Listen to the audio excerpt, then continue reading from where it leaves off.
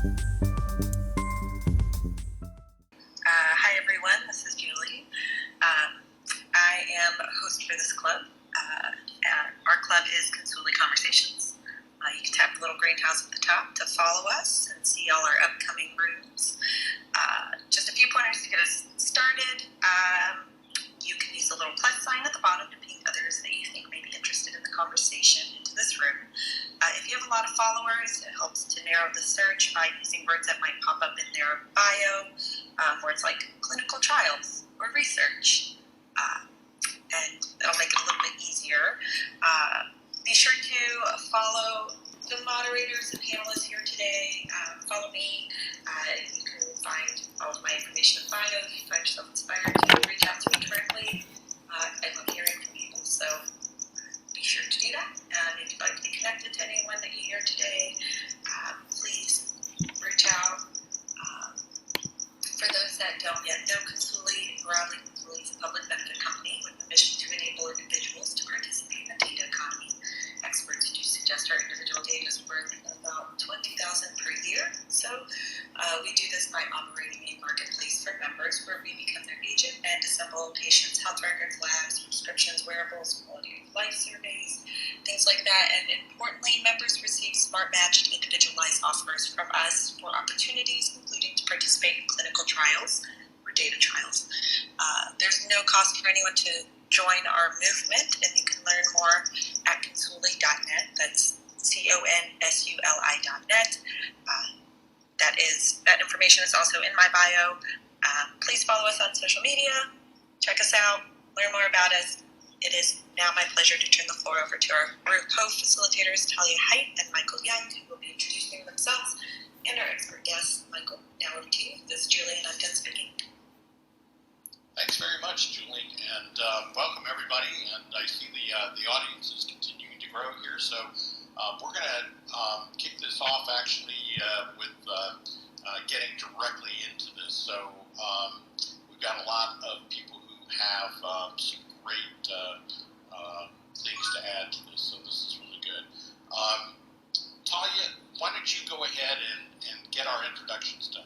Yeah, let's do that. I'm really happy to be here. I'll introduce myself here quickly.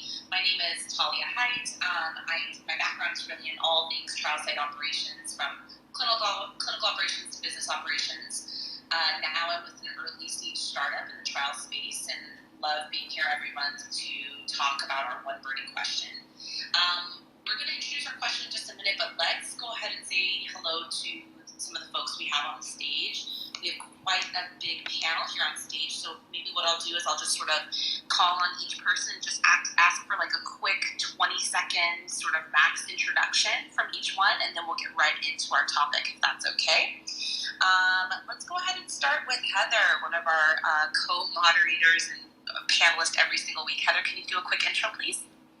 Will do, Talia. Hi, everybody. Heather Williams. I am all things clinical data management. So I work for an e-clinical technology company, and I also have an interest based on being a patient as well. Looking forward to this. Thank you. I'm done. That's great. Thank you, Heather. Justin, quick intro. Yeah, I'm Justin Gundalek. Glad I could finally make this time. One of these weeks, you guys always have such cool looking topics. I work at a large academic medical center in cardiovascular research. I manage a handful of teams that do kind of full spectrum research from laboratory, informatics, and clinical trials. Awesome, Justin. Glad to have you here today on our stage. Michelle Baptista. Hi, everyone. Hi, Michelle. We can hear you. Go ahead.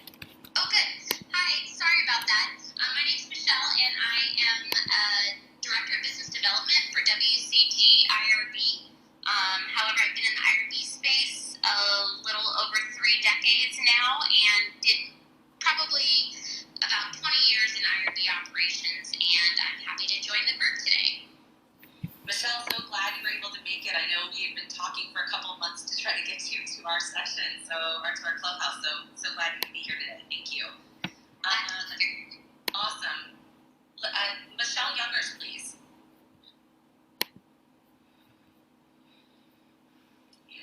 Michelle? Youngers, we'll come back to you. She might have stepped away for a moment. All right, Lindsay, would you do a quick intro? Sure, thanks much. I think I attended one of these a couple of months ago, but I'm a recruiter in the clinical research space, recruiter and also business developer. Our clients range from small companies, large companies, CROs, sponsor. Really like to, as a recruiter, really be able to understand what's going on in the space to have intelligent conversations. So just here for support and happy to be here today. Thanks much. Thanks, Lindsay. Great to have you back. Christine, quick intro, please. Hi, Christine von Reesfeld. I'm the CEO of People with Empathy and the host of Health Reconsidered here on Clubhouse. I'm also a participant in now 10 plus trials, with my most recent one being a genetic study on hypnosis. So that's it. Oh, that sounds exciting. Edie. Hey there, Edie Edens here. I'm a healthcare attorney who specializes exclusively in research compliance and research ethics. I started out in the AMC world, in IRB ops, and HRPP, QA, COI, and all the other great acronyms we have, and went site-side in oncology, and then moved into the consulting space with First Class Solutions in 2017. So I get to work with all different types of clients. Like Lindsay said, love to hear what folks have to say so I can stay relevant and informed, and can't wait to get to our topic today. Thanks so much. This is Edie. I'm done speaking. Thanks, Edie. Great to have you back again.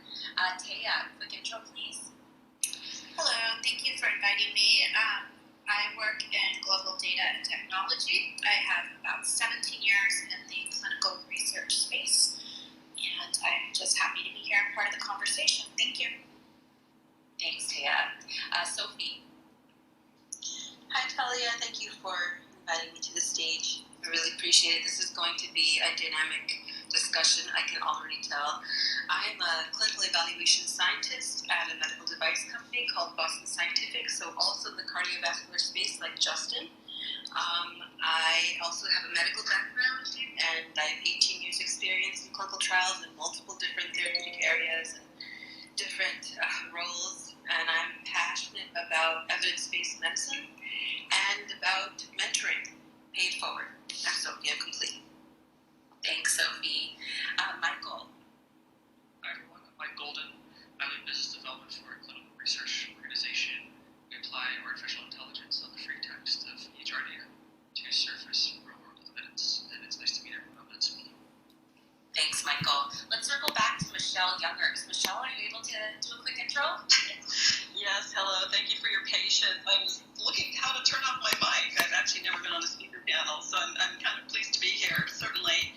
I am a consultant to early-stage companies in life sciences and healthcare. I serve currently as the Chief Development Officer for Consuli, but my background is that I have 30 years experience in life sciences, starting on the financial operations side, but most recently I was co-founder of an online education provider that was focused on increasing clinical competency across all individuals in the life science and healthcare industry, and now has a focus steered towards patient education. Thank you for having me. Great, Michelle. Happy to have you here. Thanks so much for joining us. Well, thank you again to all of our panelists. We're really excited to get started, and to everybody in the room for joining. Let's go ahead and introduce our one burning question for today's discussion. So our question is, despite efforts to make clinical trials more patient-centric, prospective enrollees still don't seem to have the necessary understanding of clinical trials, or they harbor various fears about participating. What needs to be changed? What can be done? And I think for those who joined the room here at the early start before we started our introductions, Michael Young sort of introduced the topic in the context of COVID, taking the COVID vaccine. Of course, we're talking here about trials and sort of the fears around participating or the lack of understanding. Really excited to have this conversation here today. So what we're going to do is we're going to start with our panelists, and then we're going to open it up to everybody in the room. And again, just a reminder to please raise your hand, your virtual hand, if you'd like to be called onto the stage. And when we get to that part of the discussion, Julie or Erica will bring you on up here, and we'll ask you to go ahead and share what's on your mind. But let's start with some of our panelists to kind of get everybody going and get our thoughts moving here. here on this topic. Edie, as one of our resident continual speakers and panelists in our sessions, we'd love to start with you. Could you give us your perspective on this? Oh, do we have all day?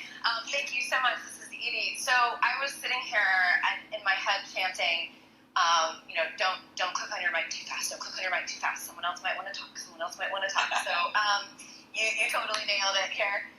So I would start the conversation with education and outreach. Education and outreach. And I mean this in so many different ways. Like, this is not as simple as a PowerPoint presentation, right? This is really understanding, and I always start from that historical perspective of what has occurred in some of these spaces and communities. And obviously, you're going to have to get demographic specific and therapeutic area specific. But there's some global nodes, right, in terms of vulnerable populations, where some of our history has taken us that's not so bright, not so wonderful, and that has created some of the distrust. And there's knowledge about healthcare and research disparities across all demographics and trials, right?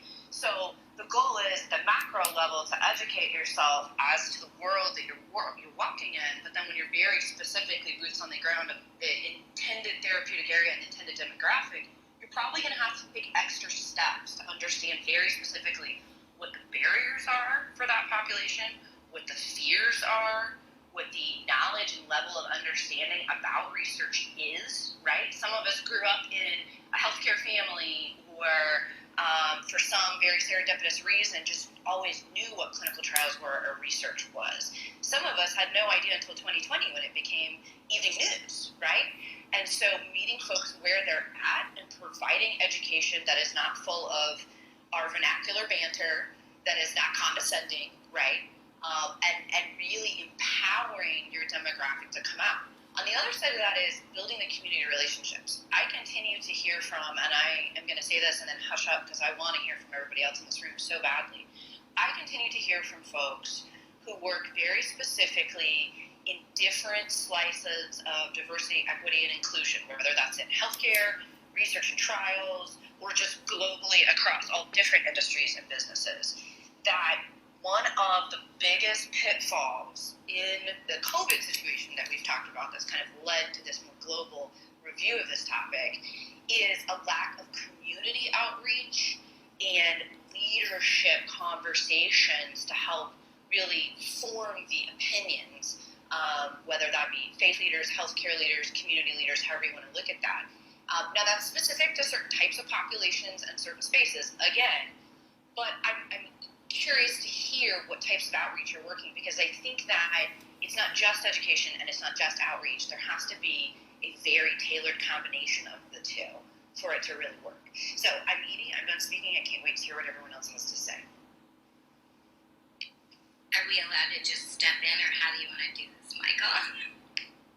Well, what I think we're going to try and do, and you're coming up very shortly, we have a run of show that we do because we want to make sure that everybody that comes up to the stage does get a chance to speak, and we know we will hear from you, Christine, after we talk briefly with Taya, because Taya, I think you have a unique perspective here with regard to portfolio development and really talking about innovation. You've had a lot of experience over the last 15 to 17 years, looking at how trials actually accrue data, and it would be great to hear from you. Thank you, Michael. Yes, I think with where I'm coming from is more from the technical side. So there is a lot of teaching at both the site level and the patient on how to use the technology, how to use the medical device properly. But what I'm seeing actually is a greater problem is just the knowledge of clinical trials in general is lacking. I think people may be very understanding of how to, use an app on a phone. That could be an easy solution for them. We have this app and it's very easy to input the data. But what is more difficult for them to wrap their mind around is the process of a clinical trial and how it works. So what I think in a way to help, kind of bridging into Edie's point, is this community outreach that we really have to do. We have to be part of the community. If there's a festival or something, we need to be there at the festival with a stand, interacting with people.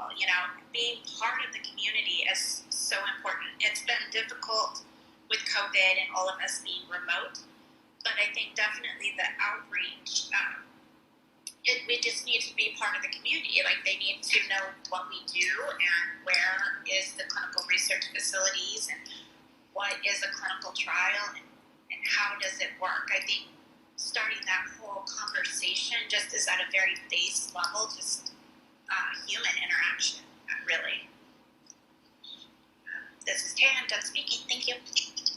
Taya, that's excellent, and I think you bring up a really important point that often the conversation needs to happen in places where people are and patients are, as opposed to really the forums that most clinical trial development happens.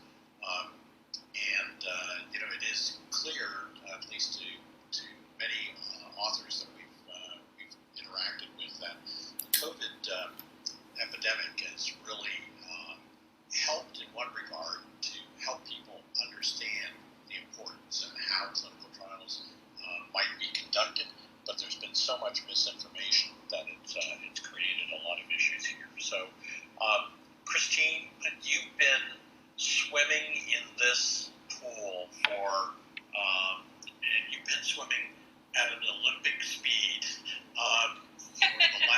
for the last year here. So I'd love to have you weigh in on what can be done. What are you seeing out there? So first of all, Michael, thanks. I want to say that I think clinical trials, not just looking at patients, we need to expand the level of clinical trials to the general public as well.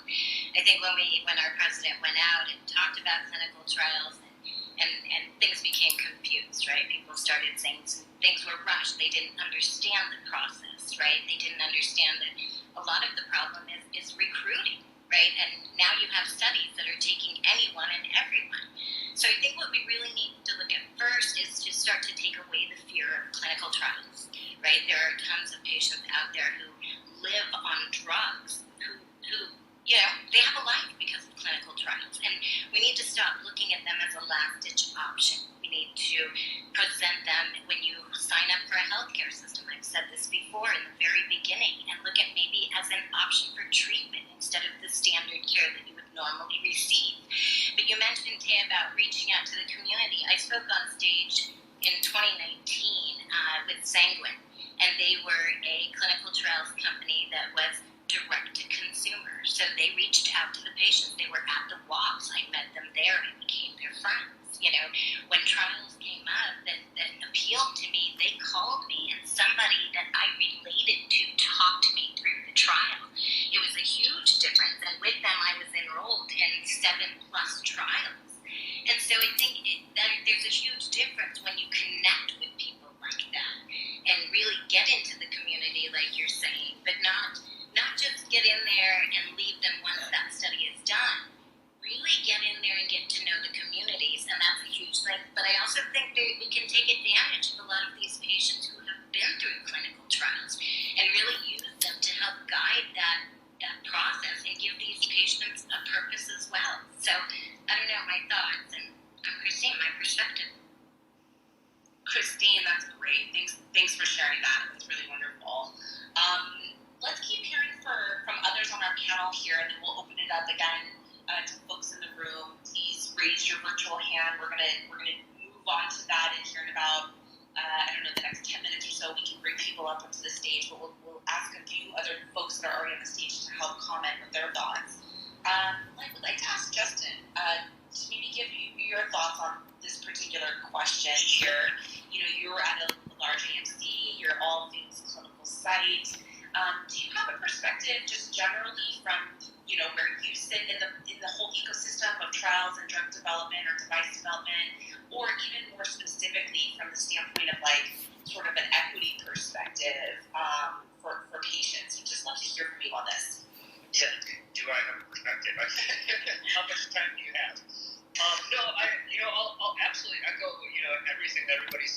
far enough about, you really, especially when we're talking about, underserved communities, but even the general population, it's all about getting out there in the community, building that trust, gaining that understanding.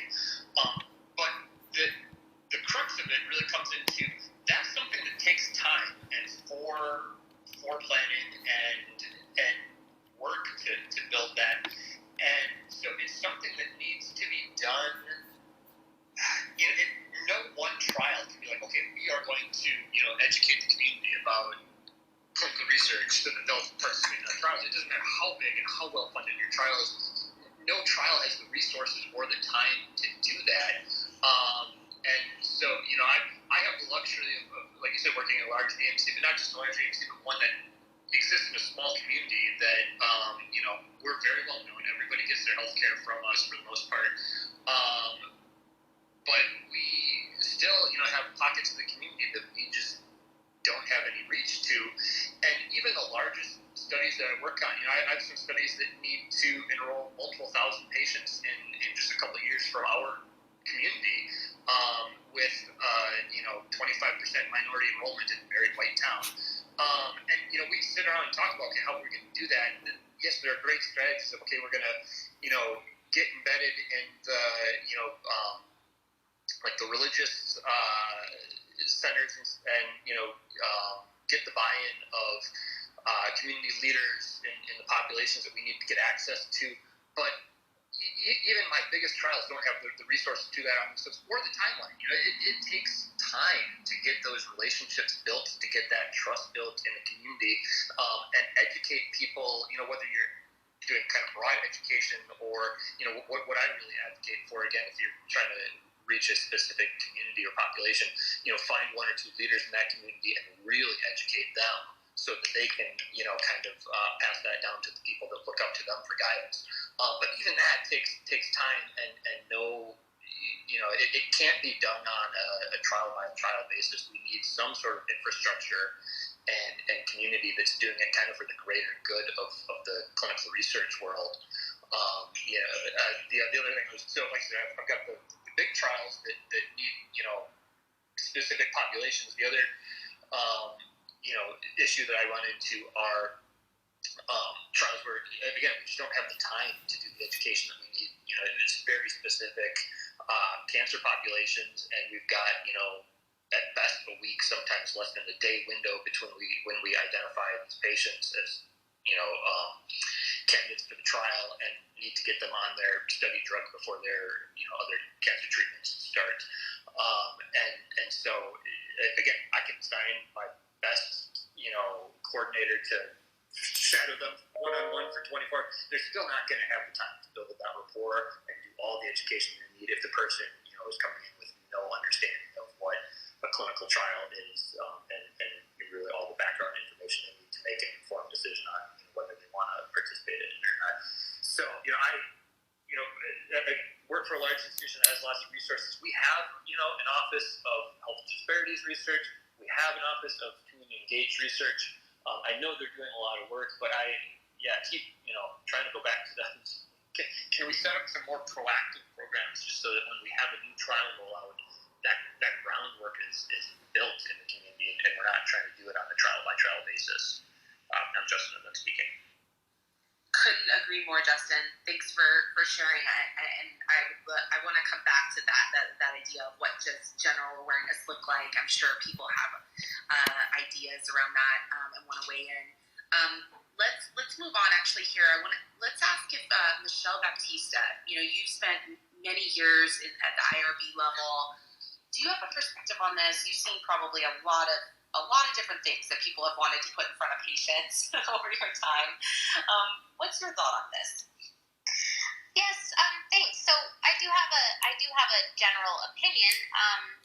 One of the things that I would like to see more of is sponsors including the patient population for which they're going to be conducting their protocol in the protocol development planning stages. So, like for example, if they're planning a study in Parkinson's disease, to actually do more of discussing their inclusion-exclusion criteria with the patients within that patient population. It may cause delays and additional resources up front, but I really think it would eliminate or reduce, the number of inclusion-exclusion issues for recruitment. It would minimize protocol amendments, and I think just better serve our population. And then the other thing that came to mind in the other opening remarks is that I think we need to do a better job of having a commitment to educate our community and our general population on the benefits of clinical trial participation. And I think it may have been Tia that mentioned health fairs or job fairs, and I don't think anybody has really done. My industry, the IRB industry included, has done a very good job of making that a priority of being involved in sort of community outreach. Other than SysGroup, I'm really not sure of anybody that does it well. So those are just my thoughts. That's my input. Michelle, thanks very, very much. And we knew you would have some good views here because the reality is, while, one aspect is, if you will, filling the top end of the funnel and getting more patients to consider enrolling in trials. The reality is the trials have to be conducted in a specific way to assure the integrity of the data and the data security of those people who are contributing to that data. And the IRB process is a very big part of that. So thanks very much for that perspective.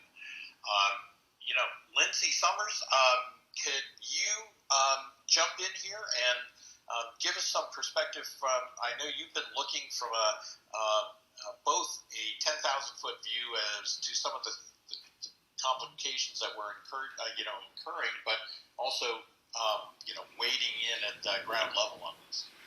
Yeah, sure. Thanks so much. And I've really been enjoying all these perspectives from everybody on the stage. I think everyone has made some really great points. I guess one of the things that I see is, obviously I'm a recruiter in the space, and I've seen a huge push with DEI hiring in particular, right?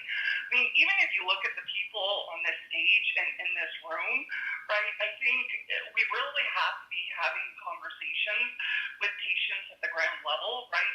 People that sound like us, people that look like us, people that have the same experience as us, right? And so whether it's, the patients and minority and diversity enrollment, whether it's people that work in the space, right? I mean, that's what I have been seeing and what I am passionate about.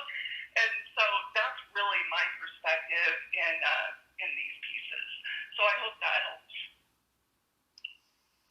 Thanks, Lindsay. Loved hearing from you about that. Completely agree. Let's ask Sophie. This is, I think, maybe the first time you've been on the stage here at our clubhouse, in this particular clubhouse. I'd love to hear from you about your ideas on this. Yes, Talia, thank you. It is the first time I've been here. This the topic attracted me. And so likely I will be back. This won't be the last time you see me. I have a little bit different perspective to offer. I was listening very carefully to what Edie and Christine and Michelle and Justin were saying. And one theme that ran throughout everyone's ideas was the idea of rapport and trust, right? Patient has to have trust in the person who's describing the clinical trial to him or her. Who does the patient trust more than his or her physician or his or her nurse? And I'm not talking about the research physician or the research nurse. I'm talking about their regular PCP, their clinical physician, their clinical care team. So when we talk about, educating the leaders in a community or in a religious background or in a specific population that can then recruit other people within that population, why not educate the physicians and the nurses who have direct access to those patients and those patients are putting their lives in their hands, right? They definitely trust their physicians and their nurses probably more than anyone else. If you're willing to put your life in somebody's hands, And you're seeing that, I mean, especially if you're talking about oncology patients who see their nurses every 21 days for their chemo cycle, right? And they see their oncologist maybe every 21 days, but at least every 90 days, for maintenance of their therapy or update to their therapy. Those are the people they trust implicitly, but when I was at the hospital level, those were the trials that were most successful with recruitment. Even if we had a third-party recruiter, we had advertisements on radio, on a website, on TV, anywhere, everywhere. It didn't matter unless the patients trusted their physician and trusted that he or she was providing an option that was in the best interest of him or her. And of all the options they had, this physician wanted to give them something on the cutting edge, the best of the best. And that's when they try clinical trials, especially when it's an IND or an IDE study, where it's an experimental drug or device. They have to have that trust because they're one of the first populations, trying this drug, this medication, or this procedure, or this device. It's not easy, and you can't, I think it was Michelle said, you can't develop that rapport in a day or a week. It takes months and years to develop that level of trust, and that only comes from your physician or your regular care nurse. So that's what I would advocate. Let's bring in the physicians. Let's bring in the nurse, the clinical care nurses, the non-research nurses who are taking care of these patients at the bedside, at the foot of their bed every single day. Let's educate them. Let's empower them. And then let them impress upon the patients the usefulness of these trials and what they're bringing to the table for the future. Also wanted to mention that what you were talking about bringing patients in. At Boston Scientific, we are starting to do that. We do have patient focus groups where we bring them in during the design level of the trial, and we are talking to them about inclusion and exclusion, safety risk profiles, even just small things like compensation to patients for travel and other things like that. I think it is so important. It's going to become increasingly important as the landscape of clinical trials changes with real-world evidence, and I think we have to embrace that. This is Sophie. I'm complete. Sophie, awesome. Just really glad to have this input and your kind of counterpoints here to some of the discussion. I know everybody on this panel right now is jonesing to get in here. I can feel it through the headset. I do want to make sure that one of our other co-moderators here, Heather Williams, can offer some views. So please, Heather, weigh in. Thanks, Michael.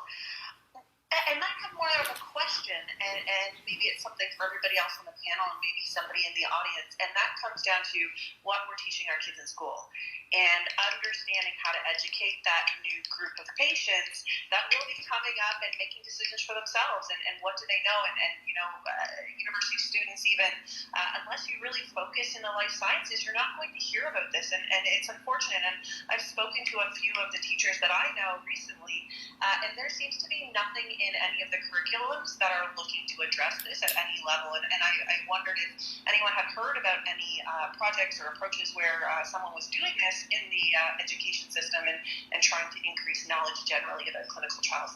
And Heather, I'm done speaking. Amazing. Heather,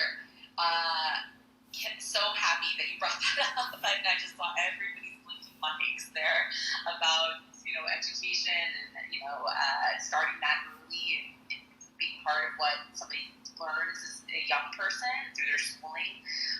That's amazing. Thank you. We'll get to that here. I'm sure people want to comment. Want to ask the last couple of folks here in our group on our panel to go ahead and weigh in with their comments, and then we're going to open it up, just open conversation, as well as to others in the room that want to raise their virtual hands and get up onto the stage. Michael, would love to hear your opinion on this. Really from a hospital systems point of view, if that's something that you have a perspective on, or just sort of generally speaking, your thoughts on this, our one burning question this month. So from a personal perspective, we're all in this space, and it hasn't embarrassingly hit me until someone reminded me that 100% of medicine has to go through clinical trial. Usually we're taught not to use words like always, never, medical devices and pharmaceuticals. So that was kind of what hit me personally, generally speaking, that it's important, it's altruistic, it's good for the common good, right? We have to do it. But then as a technologist and someone that writes code here and there, I think about companies like LinkedIn and Facebook and companies that have hundreds of people that are the best and brightest in security, and yet even this year, I think a couple months ago, they both leaked hundreds of millions of data, patient people data, separately, individually. So that makes me skeptical. So generally speaking, what I'd like to see is something where I actually see the exact data that's going to be used, and if I can maybe click a button that says, okay, de-identify, and then I can read through it and make sure that I'm comfortable with that, and then I see the submit button, I see the retract button. Just give me a little more control over my data would be me. Now that's not for everybody. That's maybe read a little more than I should into the stuff, but that's that. From a hospital's perspective, I'll be honest, my approach, usually when I introduce myself, our approach is the opposite of what I think we're trying to do here in Consuli and with this, and it's we go directly to the PIs and we work with the hospitals and we get the data, and frankly the patients never know that we're using their data. So, by the way, I typically do retrospective phase 4 clinical research, so I'm just looking at de-identified data in health records. So I'm probably not a great person to ask for that, but I will just contribute that patients don't know, and that bothers me, and that's why I kind of flocked to Consuli, the mission of making that transparent, hopefully getting patients funding for that too. I will end with this thought, though. I think that should be very scary for hospitals, right? Because they get a lot of money. It's public. They make hundreds of millions or more in research per year. And if you give another channel, and that channel doesn't have to go through them, they lose control, and they will lose funding. The money will change hands. So that's all I have. I'm speaking. Thanks, Michael. No, go ahead. I'm sorry. Awesome. No, that's great. Michael. No, thanks, Michael. I knew you'd had some thoughts on that. And lastly, from the panel here, what I do want to do is come back to Michelle Youngers. Michelle and I have known each other for a long, long time. And to me, she is one of the best orchestrators of a blank piece of paper. And so when she looks at what is going on in this environment in the startup scenario, I'd love to have your views on this, Michelle. Thank you, Michael, and I'm really pleased to be here. And I'm going to talk to this a little bit from the perspective of having been in the world of adult education and taking complex information and making it digestible. And Michael, I think Mike Golden, I think you touched on it a little bit about having power as a patient, right? And I'm a firm believer that knowledge is power, and we can really create some independence with the patient population by allowing them to have knowledge. Sophie, I think you touched on, we need the rapport and the trust, and that needs to come through the nurse or the practitioner. One of the things we found in delivering education is that consistency is really, really important when you're doing messaging or trying to get complex information out to a particular population. And think about in a perfect world, if we could create a way to translate this into a broader platform. And Justin, I think you touched on that, right? We need a broader initiative, because sometimes it really just comes down to the timing, like when are the patients getting this information, and the time that's allowed. There just isn't enough time to be thorough enough with it often when there's this face-to-face with an individual and a patient.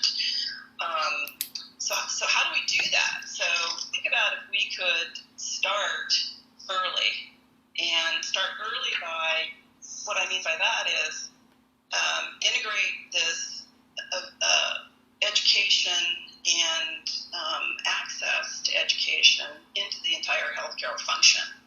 How do we do that? It's a very lofty idea, but I think it absolutely is something that we can accomplish. I have to say, it's one of the things things that really attracted me to join Consuli is because of what we're trying to do there in innovation to be a health information agent for the patient. And think about if a patient is more aware of what clinical trials are, how they might participate, and often this information, this education is delivered to them when they're in this process of recruitment into a clinical trial. What if we could really look at the top of the funnel and broader patient populations and have a platform where end-to-end we're giving them information early on so they can decide, oh, this is something I maybe want to proactively participate in. And I think, Christine, that's something that you've brought up, right? Is like, what if this is something that they can proactively say, go to their doctor and say, hey, I want to participate in this. I have this knowledge of what's involved in the clinical trial, and I want to participate. How do I do that? How do I do that early in my treatment as an option? And then as they're going through this process of recruitment, having a way to really give some precision messaging to these individuals, based on certainly where they come from, their disease state, these various populations that I think Edie you commented on. We really have to personalize messaging to those individuals as they're moving through this process and to getting into a clinical trial. And then when at the sites, these populations are coming to the site already informed to a certain degree, and I think that's going to be really, really critical. Is information early, education early, having a platform for doing that, and they're proactively participating, and we're not necessarily leaving it to an individual to provide information, because again, it has to be consistent. And I think I'll stop there because I could actually talk about this for a long time. Thank you. I'm finished speaking.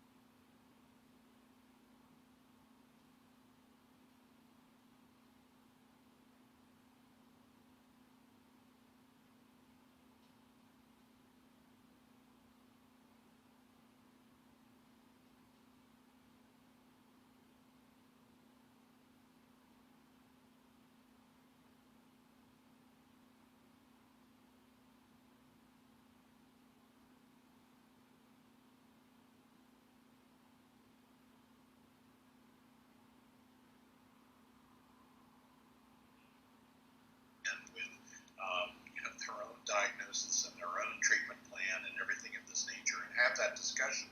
I think that maybe the middle ground is somewhere between making sure that the primary care and the disease-focused individual clinician that you're working with is at least aware of what else is going on out there, because we have so many other sources for that clinical data now and clinical options, if you will. So, and it's been brought up in this conversation about how clinical trials need to be looked at as a treatment option, not as a last resort. So, just interject that there, and Talia, I'll go back to you. I'm done speaking. That's great, thank you. So just a reminder to everybody that both on the stage as well as in the room, please, for those that are in the room, if you have a comment or a question, or if you want to pose to the group here, feel free to raise your virtual hand. We'll work to bring you up onto the stage. We're going to open it up to everybody here. Christine's sort of getting us started, which is awesome. Anybody, Edie, I see you came off mute. Any thoughts? Yeah, so in addition to kind of talking about, forgive me for using clinical trial language here, but the route of administration, right? So we're talking about who should give the information, how it's best received, what should the information look like, where should it be deposited and picked up by our patient populations. Should it be a global effort, which I definitely, I stand behind. Should it be something that's required? Should it be something that's a part of writing the protocol and developing it, in conjunction with the site? But one of the things that I was thinking about, and should it be taught in schools? Absolutely. I will tell you, I actually graduated from a law school that is strong in health law, shares a parking lot with a school of medicine that you all have heard of, and does a lot of research. And when I went back to school after I went into research compliance at the law school and said, what are your courses on life sciences? What are your courses on research compliance? They said, we have none. Would you like to teach one? And I was like, whoa, what? So I think we absolutely need to address it there. But my question becomes, what does the actual information and education look like? Because we talked about where it needs to go and who needs to hear it and who needs to come from. But I'm sitting here and I'm thinking, I know, having worked at the IRB office, but also having worked at the research site in the very same organization, not everyone is even trained within our business uniformly, right? If you asked multiple people who are research coordinators, research nurses, PIs, regulatory specialists, etc., there are going to be some things we all will say are fact. And then when we get into the nuances and the details, people are going to say, oh, no, that's not how we do that. Oh, yeah, no, that is how we do that. And I see it all the time where even within our own industry, either we weren't trained properly from the beginning or thoroughly enough, we moved around the industry. There's not a sense of uniformity in how we apply, or how we teach how we apply, I should say, certain regulatory information. And we also silo the heck out of ourselves, right? It's almost like sites versus IRB at times. You would never be on the same team. And so, and I do know folks who have worked nothing but IRB, right? And if you threw them into a site situation, it would be a learning curve. And vice versa for someone who's maybe always been a site research coordinator and we throw them into IRB ops. So what is the information? Can we agree on that? And I'll stop there. And this is Edie, and I'm done talking. Ooh, I love that. Anybody want to respond to that? Yeah. So I think it has. Sorry, go ahead, Michelle. Yeah, so I actually chuckled a little bit, Edie, because as you were talking about everybody having their own viewpoint on how to do these things, I think the inconsistencies are really part of the problem, right? And providing consistent information. I mean, and think about how that filters down to the patient. So, yeah, that's a really, really good point that you bring up. I just want to comment on that. Thank you. I'm finished. Can I say really quickly from the patient perspective, and also as someone that crosses different silos in this industry, I hear different conversations on where this should be, where the line looks, right? And it's very interesting because physicians have a very different perspective than pharma. Pharma has a different perspective from the provider. And as a patient, I just want to be able to get the information from one place. So I don't know, kind of need to figure that out. It really should be an integrative approach because everyone has a different expertise, whether it's regulatory or clinical or design. I mean, we have to be on the same page first before we can convince patients that this is something beneficial for them and for the greater good. If we can't get on the same page, then definitely they will not be on that page with us. So it can't be just one source. We have to join hands together first and then figure out a way to disseminate the information to the patients. So I'll absolutely agree with you, Sophie. But my question then, and actually this kind of the overarching theme, I feel like, to literally everything that we've discussed, who does that? Who facilitates that? Where does that coordinated approach come from? I'm curious to hear from some of those of you who've worked in clinical research longer than I have. Are there nonprofit groups or anything along those lines that have a mission of educating the public about clinical research or anything even kind of tangential to that topic that could be leveraged for this sort of thing? So, Justin, this is Michael, and I will just add to that by saying, yes, there are a number of nonprofits and a number of government-funded programs which are designed to help teach and remove some of the mystery, if you will, around clinical trials. But a lot of this, certainly prior to, in 2019 BC, before COVID, we definitely were living in a time where the big issue was just trying to help patients understand that they would not be treated like guinea pigs. They would not be, in fact, even the vocabulary that we use in this industry is pejorative. We call them subjects, and it's an area where there's still so much work to be done. But I think nonprofits, government, but private industry, and and the educational system needs to be imbued with better understanding and better teaching. This is Michael Linton.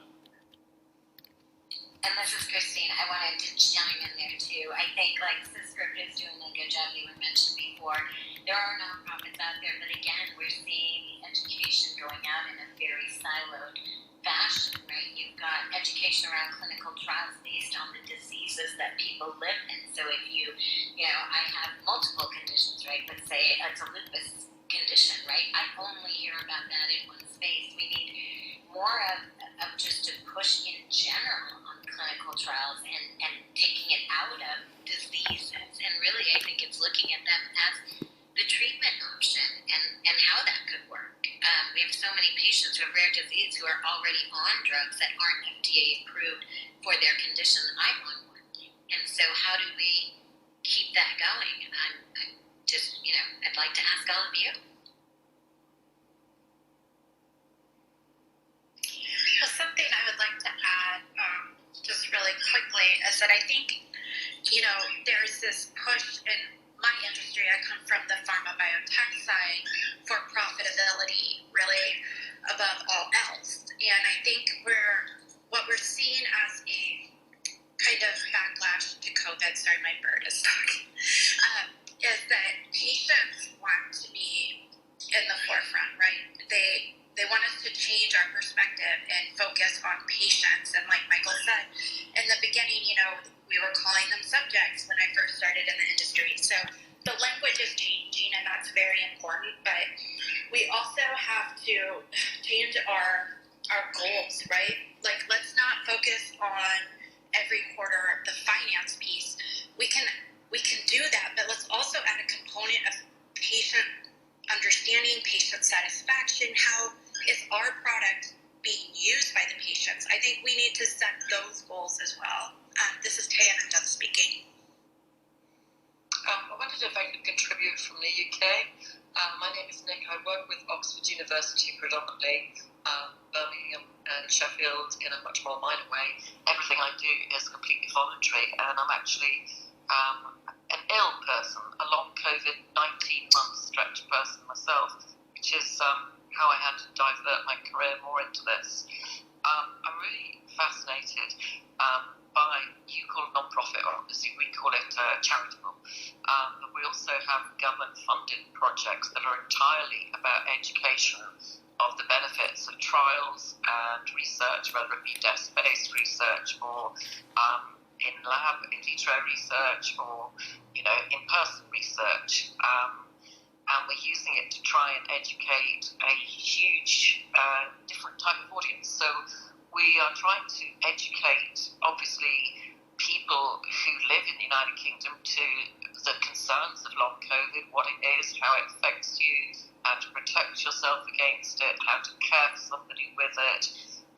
And then there's the audience of the carers, because unfortunately there's a lot of problems that still people are not acknowledging the very disabling nature of long COVID. And we've had families split apart, husbands leaving wives or vice versa, children, teenage children, being cajoled and teased or bullied because what they're accused of is having a fake illness. So there's a big educational part of this, but the most important educational part, certainly in the last year, has been educating the health sector, because the very slow awareness that long COVID existed, and in particular we call it severe long COVID syndrome. We have got to the extent we've managed to get into the UK government.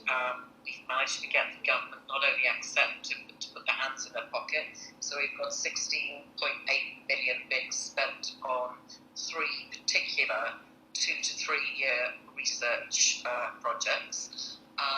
Not enough.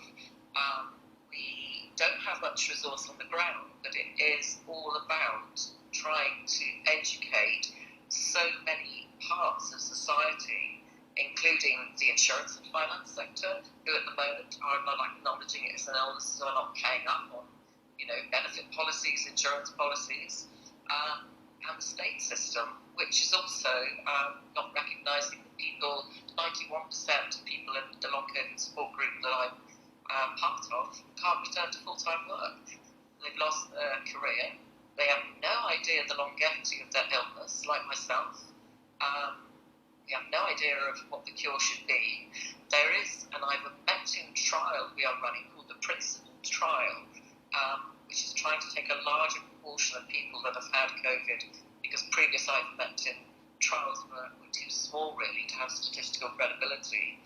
And I'm so grateful to have the opportunity to maybe talk to some of you, because I'm not the hugely qualified scientific bod. I'm just a bit of a home nerd originally, have progressed this. So thank you so much for letting me speak, and no doubt fire questions if I'm allowed to. Thank you. Nick, thank you so much for joining us from across the pond. I point out to you that ivermectin, was originally cast off as a drug for the use in river blindness, and fundamentally was made free of charge. But the patients who entered into that ivermectin trial, they didn't really know what was going to happen with that. So this is the way of clinical trial work, that the need for transparency and understanding of what data that you are contributing to the trial and what's being planned for you. These are all things that patients like yourself need to understand. So thank you so much for being brave and sharing today. This is Michael, and I'm done. Thank you. Thanks, Michael. Thanks, Nick. Again, just to remind those in the room, please feel free to raise your virtual hand if you want to weigh in on this topic. And I know we just brought a couple of other additional people to the stage just now. I'm not sure, not to put you on the spot, Carolina or Carolina, if you're interested in coming off mute and sharing your thoughts, please feel free to do so. Same thing with Matt after Carolina. Hi, everyone. I'm really raw at all these clinical trial discussion, but I just have been reading a lot about it, and I'm helping an Angelman patient group in Colombia, and what we're struggling is with the fact that not much pharmaceutical companies would like to sponsor clinical trials in places like LATAM, in like countries in LATAM, because since we're not lucrative enough. So one would be how to raise awareness of, or how could we involve, now that everything is so virtual, how could we involve patients in other countries that are not the US or Europe in clinical trials? And B, how do you get updated on how clinical trials are evolving and becoming more digital? Is it more of a real world data observational trial that could evolve into a clinical trial? Thank you. Thank you, Carolina, for sharing your thoughts on that.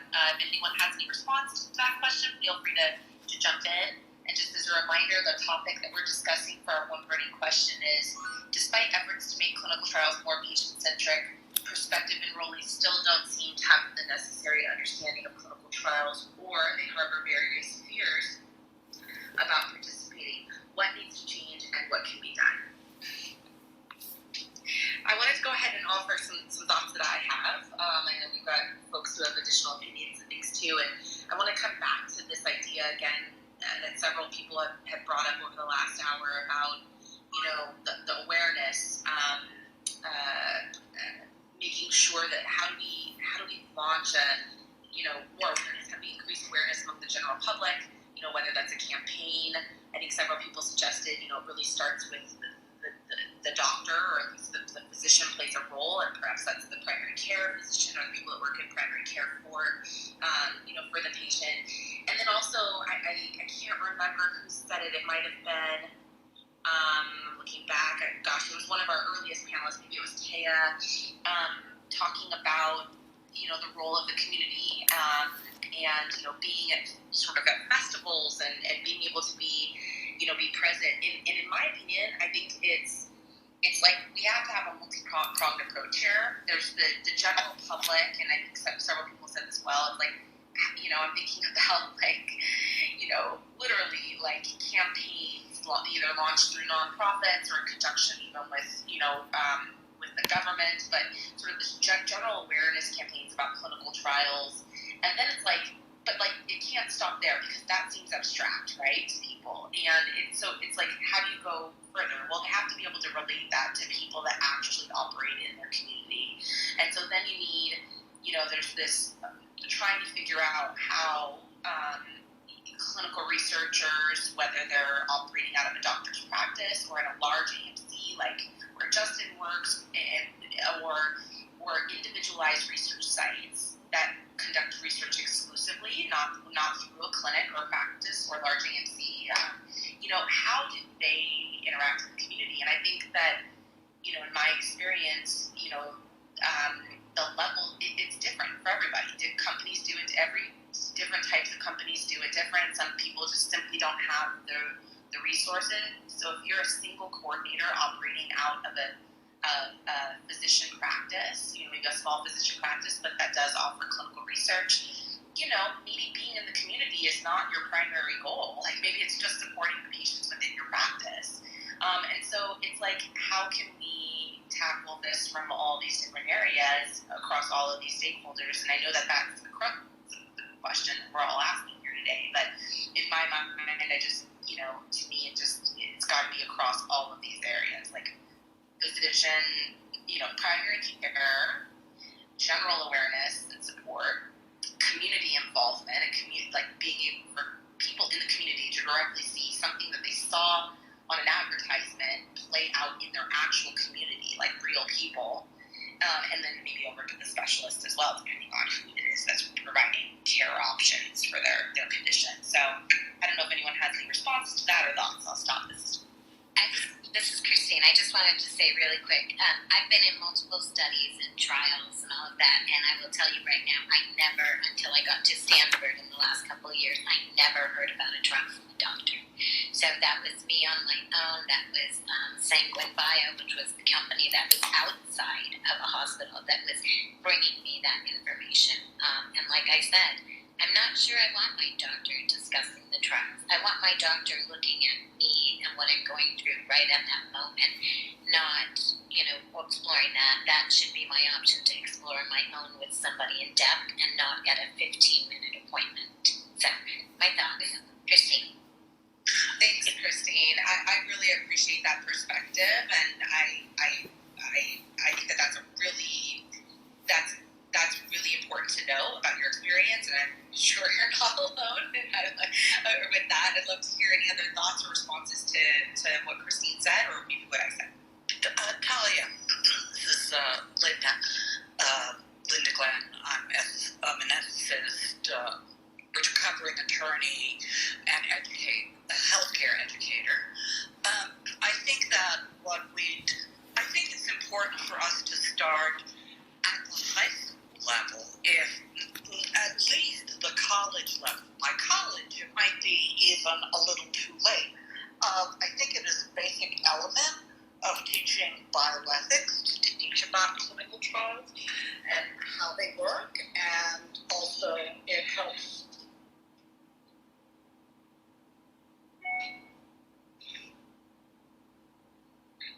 You and I know that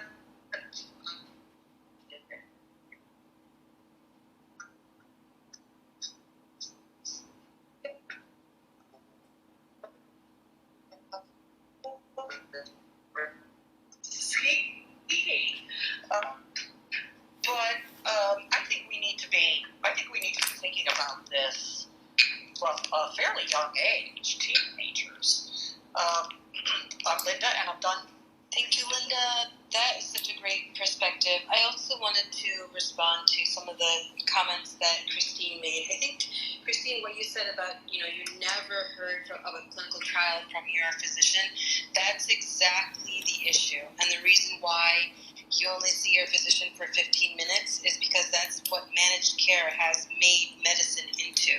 It's become an industry, it's become a business more than taking care of patients, and we need to change that. You should be hearing about all your options for your treatment, including a clinical trial if there is one available, including standard of care, including alternatives, the risks and benefits from your physician, from your specialist, from your nurses.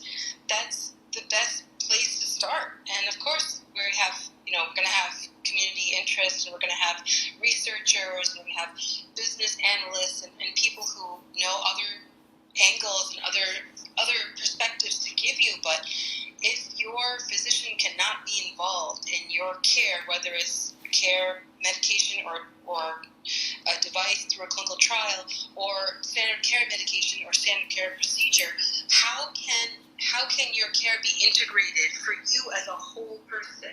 You're not just your disease. You're not just your body. You have a mind. You have a soul. You have a body also, and you have to take care of all of those things together. If it's not integrated, how are we going to have the best care for our patients? I think clinical trials have to be integrated into care. It can't be just a separate entity, or we'll forever have this issue that we don't look at you. And then we have clinical researchers are on the other side with an image of test tubes. We have to be integrated, and that's the only way to educate patients and to let them know what all of their options are. Make sure that they really know what's out there, not just what they're seeing on that particular day. And if we don't get on the same page, then they definitely won't. Can I comment really quick from one perspective, from my physician perspective? Half the time he doesn't know about trials that are happening, and I'll tell him about what I've heard in the space. So I think we're putting a lot of responsibility on physicians who are already overworked. And really, I'm not saying take them out of the picture. They have to be involved. But what I am saying is that maybe if we do ask when you enroll in a healthcare system, if you get sick, are you willing to participate in a clinical trial? Right then, people would start to educate themselves on it. If they knew that if they were going to get sick, there was an option. But we're pulling it in at the very end stage of somebody's disease, and trying to make them feel better or give them a better quality of life when we should have asked before they even got sick. Absolutely. I agree with you. It should be preventative or prophylactic. Yeah, this is Hi, this is Sandy. I'd like to get Sandy in here. She's been so patient. Thank you. Oh, thank you so much. Hi, my name is Sandy. I work for a pharmaceutical company in the feasibility space. So I felt like I really have something to add. Based from my experience, I find that I think we can say the physician doesn't know about certain clinical trial, but if us as a sponsor are not having that particular physician on our list, we haven't told them about this particular clinical trial, we haven't selected them or even informed them or even told them in the first place that there is this clinical trial going on, they won't know. So the company that I'm UK based, but I work for an American company. All my clinical trials are based in the US and pretty much know all of the UK landscape. But because of the timelines, and this is the key, I feel like we can talk about all the other things and how it all matches out, but the timelines, the study team are pushed by timelines. They're going to talk to a physician that tells them they're going to get them 8 patients. So they're not going to go to Nebraska or wherever else. They'll stay in New York, they'll stay in DC, they'll stay in the major cities where they'll find quick turnaround of the patient population. So we might have this great clinical trial that somebody maybe in San Francisco or wherever else is probably suitable for. That physician won't know about it. And if the sponsor haven't even approached that physician, as a patient, you can sit over there and say, oh yeah, I've read about this clinical trial, We're not even going to consider them. And maybe this physician will ask them for the feasibility questionnaire and they'll come back and say, oh yeah, maybe I have 1 patient of this. We won't consider them because there's another physician down the road who tells us they see 80 or 70 patients. And I feel like that is the big piece of information that we need to be aware of. The timelines within the study team to run the study drives who is involved, which physician, which site, and how many patients they can produce to us.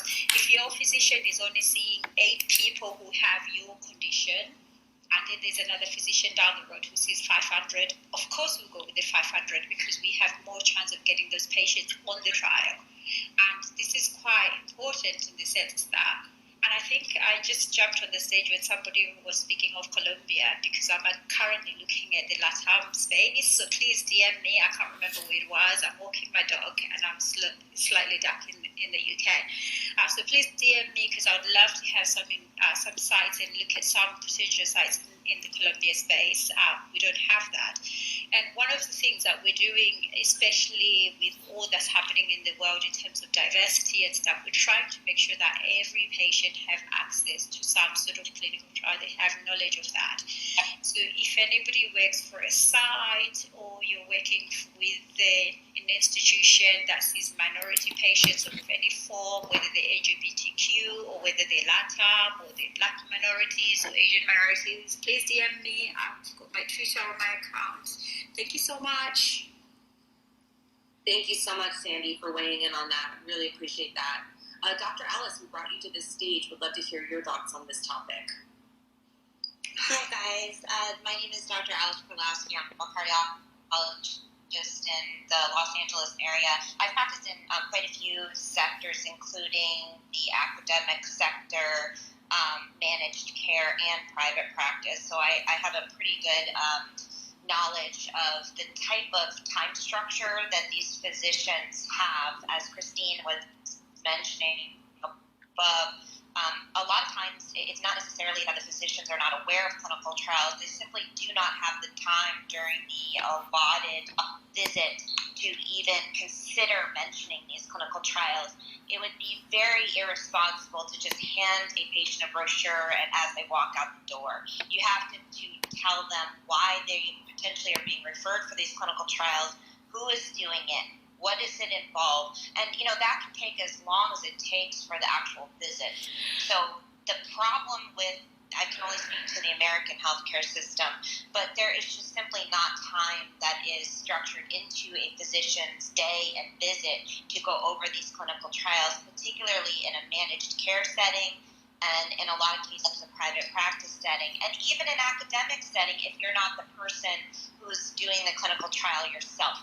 You just may not, unless you have research staff that their job is to go around and try to figure out which of your patients have these particular conditions. It is very difficult to actually find the time to properly take care of the patients and inform them of clinical trials. And it's something that's very unfortunate, because when I started practicing medicine 20 years ago or so, it was not the case. The other points I wanted to bring up is I'm a long COVID patient myself. I've been in a lot of the Consuli rooms for that reason. And, it's become very front and center for me that we need to do a better job of streamlining clinical trials for conditions like things like COVID and long COVID. The bureaucratic red tape that is preventing clinical trials from being moved forward on COVID and long COVID, and in addition, the lack of government funding is very unfortunate, because it's actually, I've seen a shift toward the long COVID patients trying to seek care in places where they're not necessarily being properly enrolled in clinical trials, i.e. they're being given medications and treatment necessarily know the safety and efficacy profiles of these things. This is, I don't know if it's because I'm immersed in it because I'm a patient myself, but this is one of the first times I've seen maybe, besides maybe the AIDS epidemic, where I've seen people literally going outside the healthcare system, the traditional healthcare system altogether, to seek care because they're just desperate to have some kind of relief from their symptoms. And I think this is very unfortunate, and I think anyone who has the time should figure out a way to try to streamline these clinical trials so people can feel like they are safely being enrolled in a place where they could potentially get some relief from symptoms in a safe manner where they're being monitored. This is Alice Perlowski, and I'm done speaking. Thank you. Okay, Perlowski, thank you very, very much. I'm sorry, I ran over somebody. Does somebody want to jump in? This is Justin. I just wanted to tack one thing onto what Dr. Alice was just speaking about, and very relevant to the topic of this room. With patients, COVID being a perfect example, but I'm sure this happens elsewhere. Who are desperate to seek treatment and may try something experimental outside of the context of a study.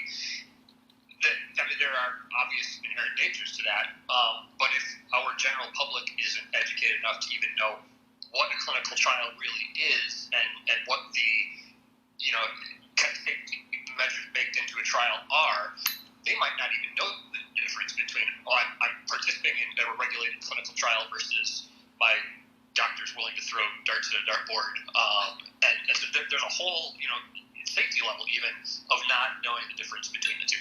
Justin does speak. Justin, thanks very much. I think that was an excellent grounding statement that you made, because the reality is that we know even in diseases such as oncology and cancer, the number of participants that actually come into these trials is under 5% now. And the reality is that there are just so many fundamental things that need to be taught. We've had great suggestions about education at a much earlier time. We've had outstanding comments about the interaction between physicians and where these patients should be, or potential enrollees should be, getting their information. We've had questions about who's going to pay for all of this, and who will be responsible for making sure that there is the level of education in order to streamline the clinical trial process. So just as a note to all of you, both in the audience as well as on the panel here, the Consuli Conversations Clinical Trials Clubhouse is a little bit different. What we try to do is, and today we've gone almost 45 minutes over our typical 1 hour time, because the content has been just so valuable. But the second thing is that unlike a lot of other clubhouse rooms that you might jump into, we actually canvass the group at the end of the session to look for what is going to be the one burning question for next month.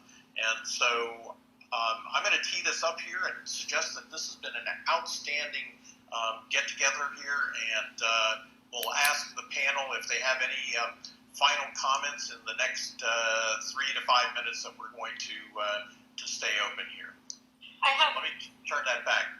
Hi, Michael. I have one comment, and I wanted to just make this really quick based on what Linda was sharing about broadening education and not just focusing on the negatives of that, the history of clinical research, which I think, a more important part of that education could be how to advocate for yourself as a patient and how to navigate some of these things like clinicaltrials.gov. A lot of patients don't even know that exists. So I think part of that education could be, how do you become a better advocate for yourself, and how do you research and find things that are right for you to discuss with your physicians. Thank you. That's all. Thanks, Taya, for sharing that. Any thoughts from the group? I'm going to ask about suggestions, but thoughts on this topic? Yeah, the topic we had today for our one burning question. Any final thoughts from anyone? So I just want to say I'm a patient, I'm educated, I'm in this space on every single level, from participant to in these, discussions around data, and I still don't know what's going on. So what I really think we need is transparency through all of this, and to really map out a chart of where clinical trials fit in. And it should be when you enroll in a healthcare system. I guarantee you the education would start if somebody saw on a paper when they enrolled in a healthcare system, if it said, are you willing to participate in trials if you get sick? I don't know. It just seems very basic to me. But anyways, I'm done with my perspective. Christine, this is Michelle. To that point, why not, when somebody joins the healthcare system, have an quote-unquote onboarding process, right? And getting back to leaving things just to a physician to communicate, it takes a village, right? There needs to be a team, and why can't the healthcare systems do that? And as part of that, of onboarding, there's an education process. And providing to these new participants where they can get valid information on various things once they're introduced to these topics that are really critical to them owning their healthcare. Can I please go ahead? Yes, please, Sandy. Hi, I think I agree with what Christine said, but I think my closing remarks would be, I think as patients or as just family members, we need to be so familiar with the clinicaltrials.gov. All the clinical trials that are happening will be listed there. And go to the location page or part of the section and see which institutions or hospitals are participating, contact them, have conversations with them. Because I think your normal doctor, your local regular doctor might not know, but there might be another doctor that's nearby. So please just utilize that information. And also, by all means, you are more than welcome to ring. I know I'm not speaking for all the sponsors, but I know from the sponsors that I work for, if a patient contacts us, we will be able to direct them to a suitable clinical trial or a suitable clinical site location that's participating. And so it's just a little bit of both work on both sides. The sponsor needs to do the work, the patient needs to do the work, the investigator needs to do the work. There's quite a lot of things that don't link up, but by all means, guys, just familiarize, go on that clinicaltrials.gov. When you get diagnosed with anything, spend time there, read which investigators are participating, what do they do, what's their expertise, what other trials have they taken part on, what is their experience, and all that information you should be able to find it. Google is your friend. Unfortunately, it has to be, because your doctors won't always have all this information on their fingertips. I'm Sandy, and I'm just speaking. I have one comment on that. The clinicaltrials.gov is a little hard to navigate, which is why all these companies keep popping up like Sanguine. So it is a little bit difficult, but they're working on it. I know they are to make it a little more patient-friendly. Yeah, thank you, everyone. Thank you so much. sorry. There's no doubt about the need for continual improvements to clinicaltrials.gov. It was just simply meant as an archive when it first came out, but it has now become an indispensable part of not only patient lookups, but certainly for the pharmaceutical industry. I'm going to ask Nick to chime in. She's got some interesting thoughts here as a closing. I should say last comments here for this session, and then I'll throw it back to Talia to get us to talk a little bit about next month's OBQ. So, Nick? Thank you, Michael. Thank you very much. So just as I said, I'm not a scientist, but I am a statistics graduate. I did maths, economics, and statistics.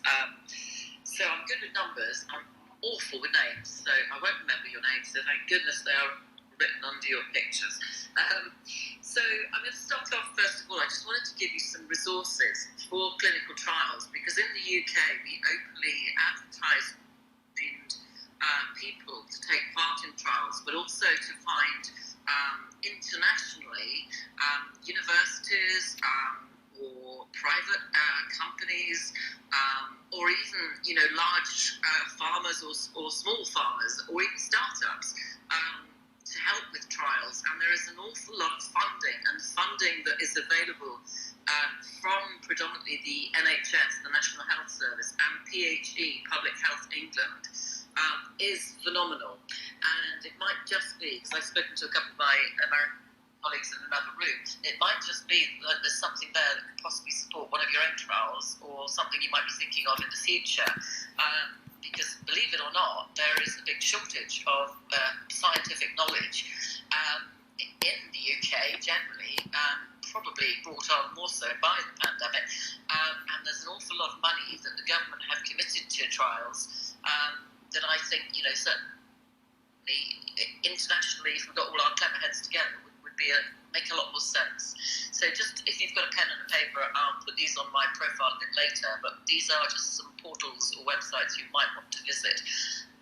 First one, clinicaltrialsarena.com, and that one includes the ivermectin study, which Oxford University are pioneering.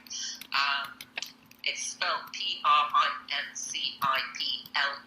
in principle. So principle, capital P, would be the study that you could read about. We are still looking for people's help with the ivermectin study, because we did a meta-analysis initially, and we've recruited quite quickly. A lot of people coming forward, they've got to be within a certain time of having been infected, which actually the Delta isn't that difficult. But the problem I'm having, that I mentioned to Michael just on the back channel, I'm going to come on to, is getting an accurate demographic basis, because this is one of the things that we believe in the UK is one of the primary causes of vaccine hesitancy. So I'm not discussing my personal beliefs or going to vaccine wars or any of that. I'm just talking purely theoretically from a scientific level. I want to just mention something on demographics, which is significant.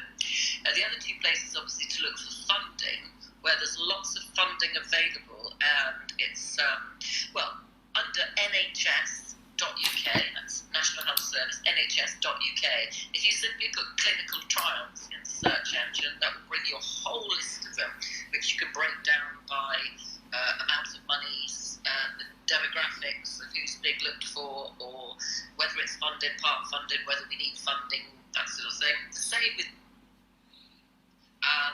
and if you search there just under the word contracts, it also includes research contracts, and you will see that there are probably thousands, certainly hundreds of different contracts that are being fulfilled at the moment.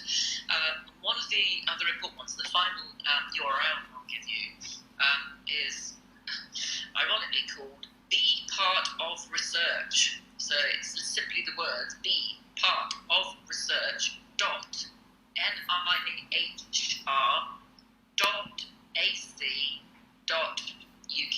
So that's bepartofresearch.nihr.ac.uk. So those are just the sources that might be of use. Nick, what I was going to I apologize for the interruption, just for the sake of time here. What I'd suggest is there a possibility that you could post those on your profile? I can put them on my profile. Yes. Yeah, that'd be great. I think that way, I think some people are, mobile right now and aren't able to write things down. Yes, and I do greatly appreciate your engagement today, and we'll look forward to having you come for future sessions starting next month.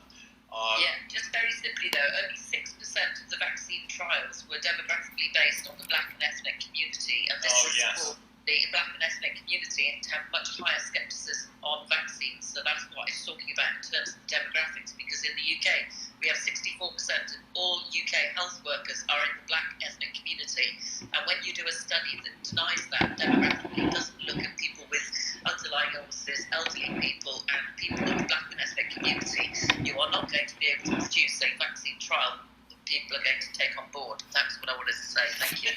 No, I'm glad you did. And in point of fact, I will say to you that tees up actually a potential one burning question for next month. We could certainly focus a bit on the underrepresented and the underserved individuals in those patient cohorts where we need to get to, and maybe there are suggestions coming from the team here that would be workable solutions to help resolve some of them, because it's clear that certainly in the 150 million individuals who've been part of a formal COVID-19 trial, there are certain sectors of the population that have been significantly underrepresented and missed.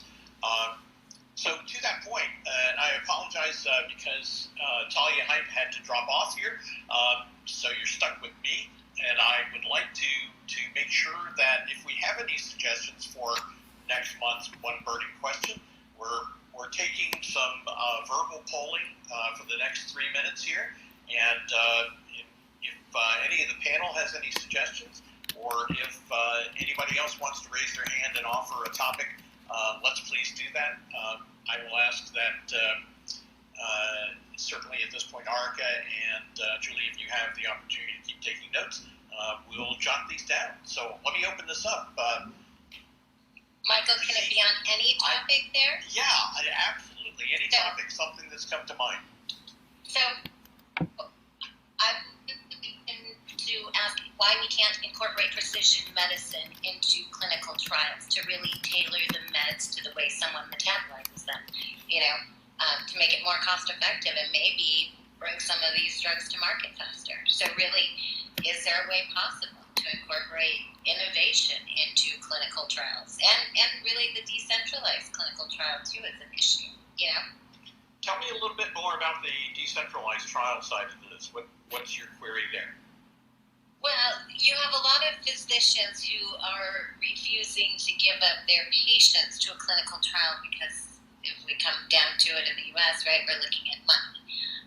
And so there's a big thing where certain hospital systems won't offer clinical trials, right? They don't even touch on it. And so it comes down to money. So really, some of these decentralized clinical trials are looking at running the trials, but using physicians in the area to really keep up on some of those appointments and keeping some of that business on that side of the hospital. So I don't know. I know a couple people in the decentralized. Craig Lipset is really big, and Amir is a good friend of mine. He runs CNS, and they run DTRA, which is decentralized. I don't know. Anyways, I can't think of the acronym right now, but it's an interesting concept to bring in.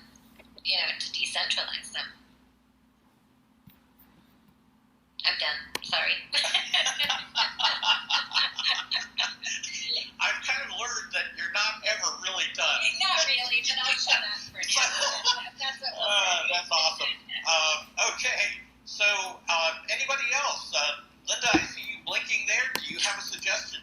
I just would like to suggest that we talk about how to incorporate this into educational curriculum at a fairly early age in high school. I love that idea. I have actually myself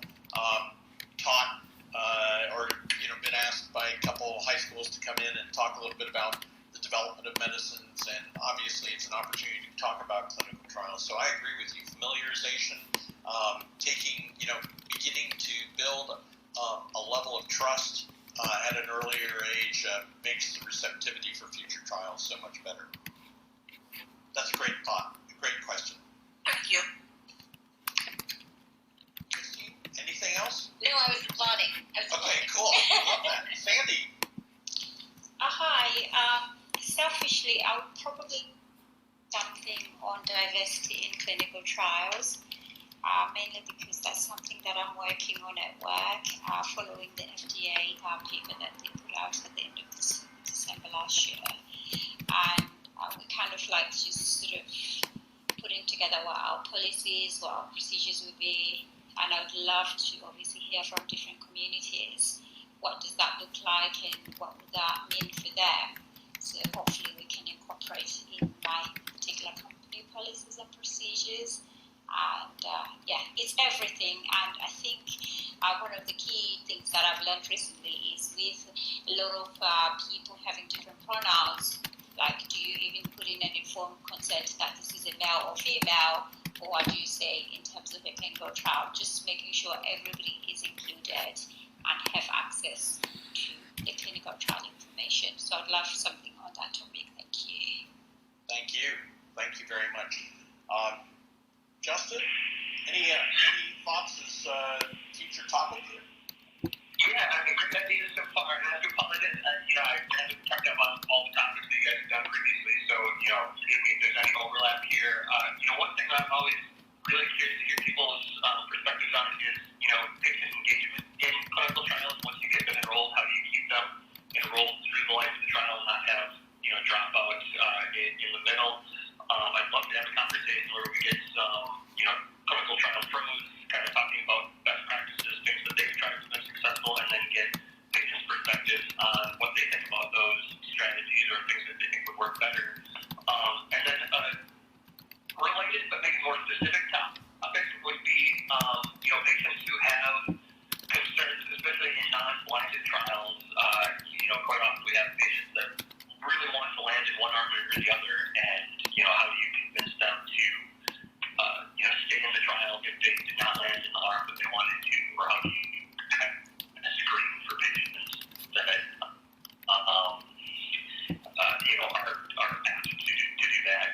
And again, I'm always interested to hear the patient's perspective on those. Great ideas, Justin. Thank you very much. And I'm going to ask, I just pulled Almedia up to the panel here because I've known her for some time, and I know she's always got great ideas. Almedia, it's great to hear from you. Hey, Michael, how are you doing? Hello, everyone. I don't know if this was mentioned already, but I really think we also need to talk about careers in clinical research. In order to hire people, you really kind of grab from other areas. We don't really have a good education system and training and mentoring system. Back to an earlier comment about diversity in clinical trials is really important. We really are serious about diversity in clinical trials to have the people in the front line who are working with these patients represent some of that diversity. Such a great topic. I love that. I would agree with you that, the typical recruitment and training is only a few weeks and often handled by CROs. There's very little effort to talk about careers in this industry, and this industry is now huge. Really appreciate that thought. Thank you so much for coming, and I hope to see you in future meetings as well. I think we're going to wrap this up here, and I just want to make sure that I'll certainly ask here, Julie or Arika, do we have any other people who have been really trying to get on board here? And I don't want to leave anybody out. They speak. We don't have any more raised hands. Cool. Thank you. So first and foremost, this has been an outstanding Clubhouse room. So thank you so much for joining the One Burning Question Clinical Trials Clubhouse this month. And we will be teeing up another topic. We've got a few good ideas here. And as usual, we end up in our work canvassing nationwide. And it sounds like we need to do some international work here. I am particularly intrigued about the LATAM situation. But thank you so much to all of the participants. My gratitude specifically to our co-hosts and panelists, and certainly to the audience for engaging today. I hope that we will have an opportunity to keep the conversation going, so please reach out and come and find us on LinkedIn, or certainly connect with us here on Clubhouse. And with that, I will say this has been an amazing couple hours. And Julie, if you would take us out, give us some closing announcements. Thank you, Michael. This is Julie speaking. In closing, again, I'm Julie Schmidt, Project Manager at Consuli and host for our club, Consuli Conversations. For those that don't yet follow us, please do so. You can tap the little green house at the top. You'll be able to see all of our upcoming rooms. And we, in addition to this clinical trials clubhouse, we also host a room on long COVID, patients need researchers, and data dignity. You can learn more about us on our social media. Our handle is at Consuli_Inc., which you'll find in my bio. Be sure to follow all of our really awesome moderators and panelists here today. It's been a really great conversation, so thank you so much, everyone. And be sure to follow me to get pinged into the room the next time. You can also find my email in my bio if you have any direct comments, questions, suggestions, if you'd like to join our panel in the future, or DM me here in the back channel, the new Clubhouse feature. And again, for those that joined during our event after our opening announcements and don't yet know Consuli, Broadly Consuli is a public benefit company with a mission to enable individuals to participate in the data economy. Experts do suggest our individual data is worth $20,000 per year, so we do this by operating a marketplace for members where we become their agent and assemble their data, including health records, labs, prescriptions, wearables, quality of life surveys. Importantly, members receive smart-matched, individualized offers from us for opportunities, including to participate in clinical trials and data trials as well. So for those that would like to sign up for Consuli, again, it's consuli.net, CONSULI.net, and you can find that in my bio. There's no cost to join our movement, and we look forward to our next Clubhouse discussion next month. Thank you so much, everyone. Thanks, guys.